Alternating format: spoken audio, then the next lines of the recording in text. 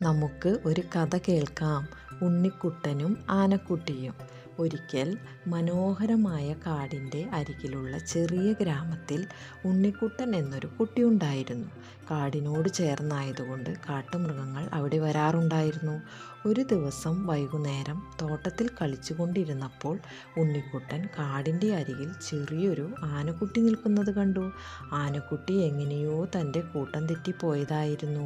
അവൻ വലിയ സങ്കടത്തിലാണെന്ന് ഉണ്ണിക്കുട്ടന് തോന്നി. പതുക്കെ പതുക്കെ ഉണ്ണിക്കുട്ടൻ ആനക്കുട്ടിയുടെ അടുത്തേക്ക് ചെന്ന് മധുരമുള്ള ഒരു പഴം നീട്ടി. ആദ്യമൊന്ന് പേടിച്ചെങ്കിലും ഉണ്ണിക്കുട്ടൻ്റെ സ്നേഹം കണ്ടപ്പോൾ ആനക്കുട്ടി തുമ്പിക്കൈ നീട്ടി ആ പഴം വാങ്ങിക്കഴിച്ചു. അന്നു മുതൽ അവർ അടുത്ത കൂട്ടുകാരായി. ഉണ്ണിക്കുട്ടൻ അവന് ഗജു എന്ന് പേരിട്ടു. അവർ ഒരുമിച്ച് കാടിൻ്റെ അരികിൽ കളിക്കും. ഉണ്ണിക്കുട്ടൻ അവന് ശർക്കരയും തെങ്ങോലയും ഒക്കെ നൽകും. ഗജു ഉണ്ണിക്കുട്ടൻ്റെ തലയിൽ തലോടും. കുറച്ച് ദിവസങ്ങൾക്ക് ശേഷം കാട്ടിൽ നിന്ന് വലിയ ആനകളുടെ ചിഹ്നം വിളി കേട്ടു.